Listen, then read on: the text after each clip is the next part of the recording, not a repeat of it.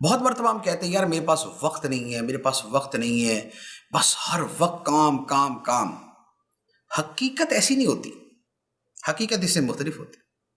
حقیقت میں ہمارے پاس وقت تو بہت ہوتا ہے،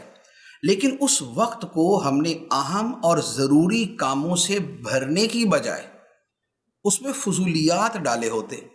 اس میں ایسی چیزیں ڈالی ہوتی ہیں کہ جو وقت کو کھا جاتی ہیں، جو وقت کو برباد کر دیتی ہیں۔ جیسے آج کی زندگی میں سمجھیں،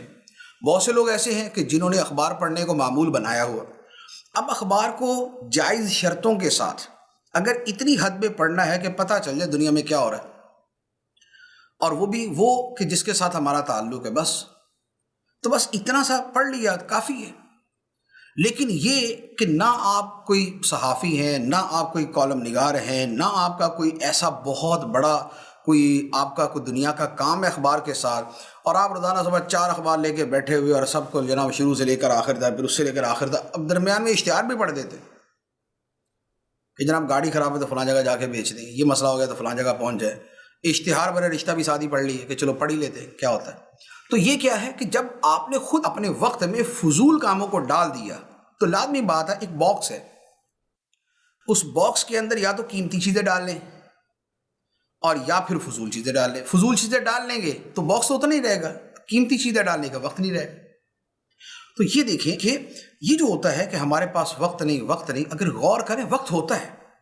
لیکن اکثر و بیشتر ہم نے اس میں کم اہمیت کے اور غیر ضروری یا فضول قسم کی چیزیں ڈالی ہوتی۔ بعض لوگ ہیں، بلکہ بعض کیا اکثریت در اکثریت ایسی ہے جن کو موبائل کی بیماری کہ ضروری کام بھی کر رہے ہیں، ساتھ میں موبائل کھلا ہوا ہے، ادھر ادھر جو ہے وہ لگے رہیں گے، کبھی یہ کھول لیا، کبھی وہ کھول لیا، کبھی یہ چیک کر لیا، کبھی وہ چیک کر لیا۔ تو جناب یہ سوشل میڈیا کا یہ والا پیج بھی کھولا ہوا، وہ بھی کھولا ہوا، وہ بھی کھولا ہوا، مقصد کچھ بھی نہیں، بس ایسے ہی فضول وقت برباد کرنا ہے یا وقت پاس کرنا ہے۔ تو اب وہ بندہ جو 3 گھنٹے 4 گھنٹے اسی کے اندر مشغول رہے اور پھر کہے کہ یار وقت نہیں ملتا مجھے، تو اب ایسے عقل مند کو کیا سمجھایا جائے کہ جناب وقت اپنے ہاتھوں برباد کر رہے ہیں آپ اور پھر بولتے وقت نہیں۔ اسی طرح بعض لوگوں کو ناول پڑھنے کی عادت ہوتی ہے۔ اب ناول کا نشہ جن کو ہوتا ہے تو